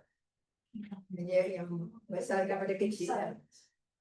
Kan walaupun kedua dia orang tuanya masih rasa sayang kan, tapi dari segi perasaan pasti orang yang membesarkannya dari bayi hingga besar kalau disuruh pasti rasa, dan itu pasti akan kesabaran itu sangat tinggi daripada diri Hajar. Walaupun Ibrahim juga sangat, tapi kenapa tidak yang itu yang kalau hari raya kurban? Wah, peranan Hajar, Masya Allah. Lihat saja, Ibrahim meninggalkan Hajar dan Ismail berdua di masjid. Itu sangat berat, betul. Berat, iya betul. Lalu Ibrahim meninggalkannya balik ke Palestina, kumpul dengan istrinya pertama. Nah, rasa berat ada. Tapi apakah kita pikir ringan dirasai oleh Hajar? Hidup berdua dengan bayinya di tempat yang situ bukan sehari dua. Sangat susah lah nak bayangkan perjuangan Hajar. Kalau itu selalu diangkat, diketengahkan, dikemukakan, di-highlightkan, sangat tak adalah fahaman-fahaman yang tak betul sehingga merasa ada belum lama baru bulan pasal cerita tentang wanita ini. Ya, yang tanya ini yang mungkin terpengaruh dengan pahaman apa dia kata. Saya pun heran, nak meyakini takut dosa, tapi tak meyakini macam betul katanya. Karena Islam ini agama yang sangat diskriminatif terhadap wanita. Jadi perempuan ini sentiasa menjadi korban diskriminasi. Mulai pada surga katanya, contoh Adam dihalau dari surga pun berpunca wanita, istrinya perempuan. Qabil Habil berbunuh pun berebut makwa. Nabi pun bersabda katanya apabila ada kamu sholat dan ada perempuan lalu batal. Sholat itu batal. Orang sholat tak ada sutra. Kemudian ada orang lalu batal. Belum lagi perempuan dalam saksi perempuan seorang laki dua lelaki atau seorang laki dua orang perempuan. Kenapa perempuan nilainya hanya separuh laki?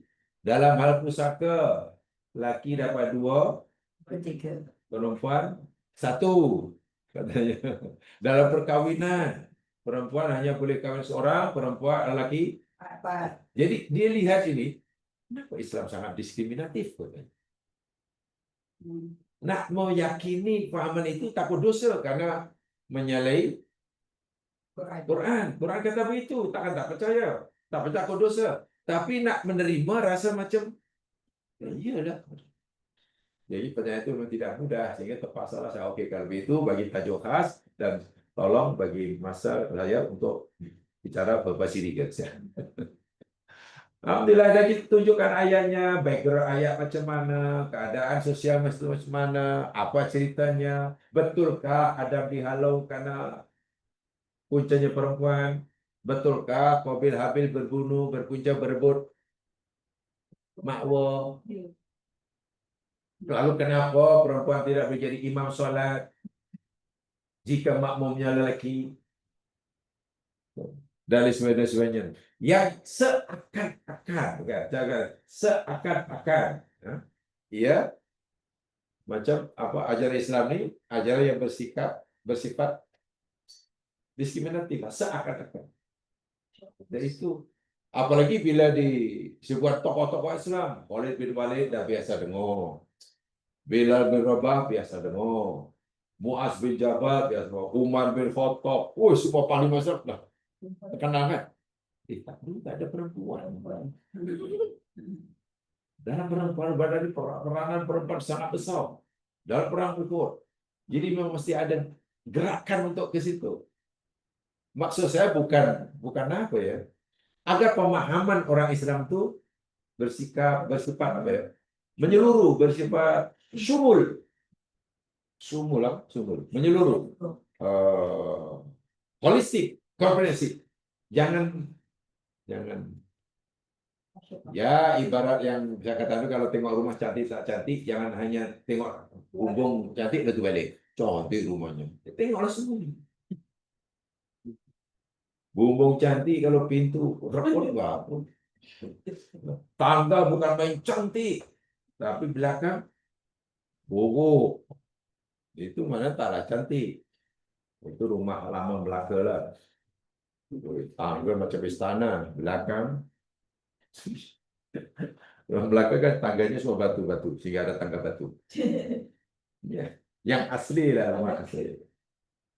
Jadi memang tidak mudah ya saya mengajarkan Islam daripada alif hingga ya tanpa ada yang dianggap tak penting. So, Islam ini ibarat bangunan itu saling apa ya? Antara satu dan lain saling support, saling menguatkan. Tak boleh ibaratnya satu paku tercabut, tak boleh. Tapi biasanya jadi susah. Ya contoh dalam bab syariat, biasanya lebih, tak tahu sekian peratus lebih banyak dalam masalah ritual hukum makam. Tapi kadang masalah sosialnya bila macam mana ya? Susah. Akhirnya susah. Tak seimbang lah. Ya, mungkin masih terlalu banyak. Itu yang sekalian, sebagian kelebihan Khadijah. Sebenarnya sangat banyak lah yang mau boleh baca sendiri, tapi kitab yang paling baik itulah Hayatus Sahabah atau Sifatus Sofwa, atau yang lebih lengkap lagi, nama kitab itu Syiarul A'lamin Nubala Ibnu Jauzi. Itu Syiar itu mana perjalanan kan, sirah perjalanan. A'lamin Nubala, itu orang-orang pilihan. Itu daripada Abu Bakar, Umar, Khalifah, sahabat, tabi'in, sangat tebal, sangat masalah. Dan dia begitu menceritakan tentang gaya hidup, tak cerita tentang sholatnya macam mana, takbirnya angkat tangannya tinggi rendah. Tak, itu tak, itu tak, tak. Itu bukan kitab fikih. Kitab akhlak yang bagi saya luar biasa. Jadi dulu masa mengkajinya, karena diwajibkan, ada satu kesan dalam hati itu. Nah, impression pertama yang kami rasakan itu, kalaulah pengikut Nabi yang setia itu seperti ini orangnya, nampaknya kita ini belum layak menjadi pengikut. Inilah karena pengikut Rasul yang sebenar itu seperti itu. Luar biasa pun. Ya, Abu Bakar. Maksudnya, kalaulah, karena Allah berfirman, waladina amanu ma'ahu, dan orang-orang beriman yang bersama Nabi itu sifatnya gini kan. Kalaulah yang dimaksud Quran itu seperti yang digambarkan oleh sahabat Nabi bin Isa ini, firmannya kita ini masih jauh layak dipanggil. Mengaku sebagai pengikut Nabi memang, tapi apa dah diterima atau belum?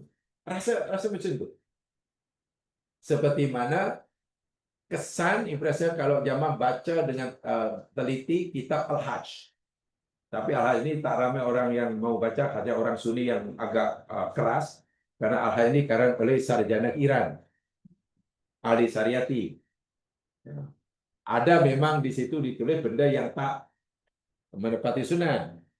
Setelah baca buku itu, akhirnya kalaulah haji sebenar yang dimaksudkan oleh tujuannya untuk seperti ini, nampaknya aku belum haji.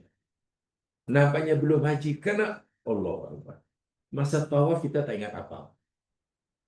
Masa sa'i mengejar bilangan agar seperti ini.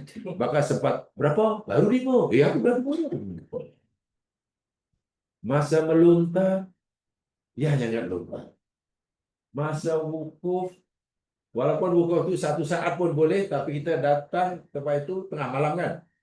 Sampailah berapa jam tuh. Jadi kadang-kadang dia punya filosofi pengajaran daripada gerakan-gerakan apa spiritual ini kita tak dapat. Suruh pukul, suruh lontar. Sudah. Lemah, tak ada berapa. Tak ada mana Ustaz. Tawaf sudah, tawaf tadi Allah, seronok saya. Ada kawan tuh Turki itu bagi laluan, seronok aku. Jadi kadang ini sebenarnya apa ya? Makna dia. Tak pernah dia. Kenapa hati tak terbawa? Itu sekali baca buku Al-Hajj kata, ya Allah ya Tuhanku. Ini waktu yang mengajar Dr. Heriaman Zainuri namanya. Adakah Anda merasakan itu? Oh iya, ada. Saya pun merasa begitu. Setelah kita hayati dengan cara hati terbuka, rasa-rasa lah saya belum haji. Maknanya, walaupun telah berhaji, tapi kalaulah haji itu dimaksudkan seperti itulah matlamatnya, agar kita seperti itu. Nampaknya kita belum. Itu berbeda pada pakaian ihram tuh. Kan? Kenapa suruh pakai putih lelaki kan? Apa? Dua. Ini tak boleh pakai wangi-wangian, tak boleh potong kuku, tak boleh. Tapi kan tak terasa itu. Kita ya suruh pakai putih-putih lah. Itu pun tengok pula, cantik kamu beli kat mana? Enggak. Murahnya. Ayo beli mahal. Kepeda kita dah. Dah dengan ikhram dah. Ikhram tu ibarat solat sudah Allahu Akbar. Ibarat ikhram tu ibarat solat sudah Allahu Akbar kan, sudah takbiratul ikhram kan. Jadi kalau orang sudah keluar mikot, ikhram tu ibarat solat tu dah solat. Udah ikhram masih borak. Dia murah. Allah. Boraknya lebih banyak. Jadi walaupun tidak membatalkan haji kan, tapi adakah macam itu? Itu gerakan-gerakan zahir yang itu sebenarnya gerakan-gerakan spiritual, kalau tidak kita hayati mati, menjadi gerakan itu hanya tinggal ya macam Rianto lah antara sama Marwah. Saja kata per haji aja berapa orang yang dapat. Tak tahulah. Karena Ini betul rasa orang dia dapat. Allah. Itu saya rasakan yang selepas haji pertama saya rasa begitu. Ya kedua konon mungkin berusaha untuk lebih baik lah. Karena lebih baik lagi. Yang ketiga ya diusahakan untuk tidak ingat yang lain. Bahkan yang ketiga ketika syahadat ini saya hanya beg Dallas. Bawa beg Dallas. Istri saya yang bawa beg. Beg Dallas, beg. Kan di sana pakai jubah tak ada beli aja selai cukup untuk sebulan. Kenapa mesti pakai bawa jin bagai itu? Betul. Bisa pikir pengalaman ini bukan nak pergi melancong. Betul, saya ingat itu yang terakhir 97 antara istri. Sebelumnya ialah mungkin bawa kesiapan itu kali yang 87, 88 itu macam orang nak melancong. 92 sudah agak lebih baik sikit, dibaiki. 87 itu saya ingat betul aja baik alas yang jadi tak payah cek tenda pergi. Di sana pun tak payah tunggu lepek aku mana keluar atau tidak. Keluar apa sudah keluar dari tadi. Dan tak ada susah pun. Tapi saya pikir di sana nanti makan dan sediakan. Apalagi lab itu sekian lama nanti karena buat ifrad paling tidak jadi 1 minggu lebih 10 hari dah pakai ihram. Tak akan tukar-tukar baju kan. Kalau tukar baju pakai jubah. Jubah selai cukup, 2 helai cukup. Kalau kurang, kalau kotor apa, kan beli jubah selai berapa? Nggak beli apa lagi. Saya ingat betul tuh. Jadi Allah. Itu pun saya masih ada rasa iri pada orang Indonesia. Saya pernah cerita dahulu karena di Masjidil Haram tuh ada bapak tuh setiap waktu mesti di situ. Dulu di situ. Jadi saya tergerak hati nak tanya dia. Ada pasal orang ini ada tempat duduk atau tidak? Karena di situ ya. Duduk di situ pagi sampai malam. Tak tahu itu orang Indonesia karena ya tahulah pakaiannya. Rupanya itu orang Indonesia. Dikasih saya dari mana? Oh, daripada Kepulauan Maluku. Saya pun tak hatam geografi dia. Saya belajar geografi dulu tak tahu. Ada satu pulau, mulai pergi mana? Pergi ke Lombok naik kapal. Sekian hari. Dari Lombok tunggu naik kapal laut pergi Surabaya. Sekian hari. Sampai Surabaya tunggu penerbangan. Paling kurang 2 hari sebelum terbang ke Surabaya. Dan daripada rumah sampai ke Surabaya sebelum terbang itu pun sudah 10 hari. Nunggu. Baru terbang. Itu macam mana Bapak pun gini? Oh tidak, saya petani. Saya ada kebun, kopi sama cengkeh. Tapi macam mana? Setiap mulai saya jual kopinya, cengkehnya, itu saya berikan lembu, seko, bersama seko. Setelah itu boleh beli lagi 2 ekor. Lalu itu makin benar-benar selepas 17 masuk 18 tahun, lembunya sudah banyak dijaga orang lah. Dia pikir-pikir lembu sudah sekian. Kalau aku jual hanya sekian. Jadi sudah cukup untuk ini seorang. Istrinya tak ikut. Makin dijual. Rupanya aku pergi haji menyimpan itu selama 18 tahun segitu hasil. Jadi akhirnya saya pikir, adakah Bapak akan, saya ingat ini dah, ini kali pertama lah. Pertama pun syukur lah boleh kita. Sebab tak mungkin pergi kali kedua. Istrinya pun belum pergi. Patutlah orang ini banyak di masjid, tak banyak di hotel. Dan betul saya tanyakan kepada Syekh yang mengajar lepas maghrib lepas subuh tu. Kan ada pertanyaan kan. Pertanyaannya melalui muridnya. Saya tanya, Tuan Syekh apa pendapat Syekh? Orang haji ini macam-macam peranginya. Ada yang lebih banyak tinggal di masjid, ada yang banyak tinggal di hotel. Macam mana boleh? Jawaban saya itu betul tuh sama seperti mana yang saya pikirkan. Yang saya lihat tadi. Mungkin yang Anda lihat yang selalu di masjid itu yakni orang yang pertama kali dan yang terakhir pergi haji karena dia tak mampu. Sehingga ia akan manfaatkan masanya hanya untuk ibadah. Tak tertiur langsung dengan yang di luar. Sampai di hotel, asyik banyak hotel, paling-paling turun nak solat, setelah pot komuni solat, itu pun tak sempat masuk masjid, hanya di lobi. Nah itu mungkin orang yang memang orang senang, yang bila-bila masa boleh pergi haji. Atau mungkin ada private jet. Jadi kalau haji tahun ini tak puas hati, tahun depan boleh pergi lagi kan? Saya fikir, betul lah. Patutlah si bapak daripada Maluku ni tak pernah pergi. Banyak di masjid.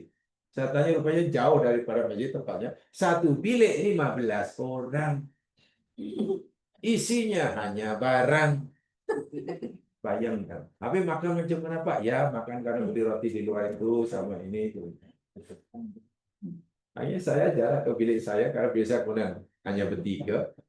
Banyak makanan. Saya perlu makan-makan.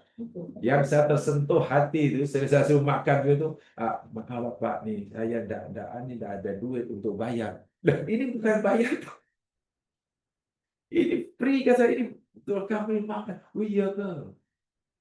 Sampai begitu sekali, disuruh makan pun takut kena bayar. Wah di tempat kita, pasal banyak bidang macam itu kan. Kata ya Allah itu kecilnya hati saya tengok orang. Ini mesti mabrur nih orang ini. Dia hanya baca Quran di situ, dikir, diri, patutlah. Itu bagnya apa? Bagnya tuh Goni itu yang ada zip. Bukan bag yang cantik itu. Bag kain nggak apa tuh yang mana Goni itu? Itu ya. Itu orang Maluku. Kepulauan Maluku tak tahu kenapa Pulau Telkom. Saya cari-cari balik itu di Google itu. Ya waktu di Google saya belum fact pada lama tahun 80 lah 1.8. Tapi selepas itu coba dah keluar Google tu, dah ilah macam ini tempat orang jauhnya daripada penerbangan terdekat Surabaya. Sampai situ rupanya 10 hari itu betul lah. Baru terbang. Balik itu juga. Nanti yang Surabaya, jamaah yang orang Surabaya, dan mungkin 2 jam dah sampai rumah. Kawan tuh tunggu di situ hari tunggu kapal pergi. Pergi kapal lagi. Astagfirullah. Dan itu menyimpan 18 tahun. Pekerja simpan, pekerja macam beli lembu, beranak. Subhanallah. Jadi Allah pasti menilai ini sebegitu luar biasa. Patut menghayatinya luar biasa. Karena itu jadi malah timbul rasa iri. Jadi betul ada sedikit iri dan rasa kecil pada orang. Tak ada mengeluh, tak ada apa, tak ada. Wah, waktu ke rumah saya ada, dia makan mesti ada yang komplain. Ayo dah habis tu.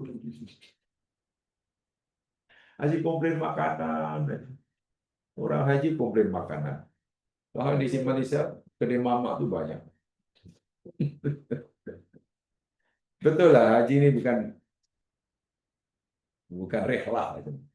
Tapi tak tahulah sekarang sudah di-commercialize. Kan? Sudah ada tawaran yang macam-macam. Bahkan ada package selebriti lagi tu. Bayangkan haji, package selebriti. So harganya harga selebriti lah. So, jadi apa nanti haji di suatu hari? Tidak masuk penghayatan pada haji itu nanti jadi apa? Jadi tawarannya lebih banyak ziarah. Ke Taif, bermalam di Taif, naik apa namanya ke Belka. Gila, patut jadi mahal. Ini melancong ke iyalah melancong ke Switzerland, tidak jelas. Betul itu bagi saya lama-lama kita akan kehilangan makna sebenar kepada haji. Ibarat sholat itu kita dah tak ada kekhusyukan karena kita sibuk dengan nak masuk belum sholat mungkin dibiasa cantik-cantiknya, kapet ditebal-tebalkannya, baju dan ini. Masa sholat pun masih ingat baju.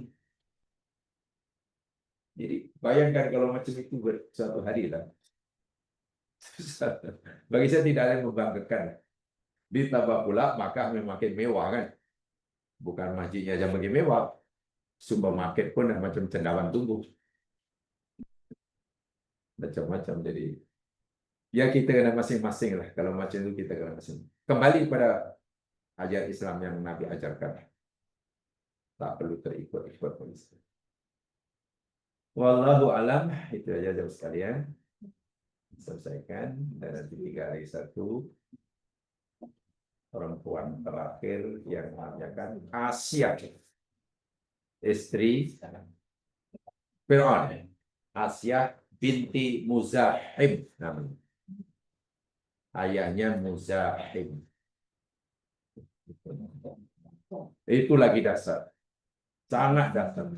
Pasal dia bukan istri ulama, istri Fir'aun. Maknanya gelarannya permaisuri, bayangkan.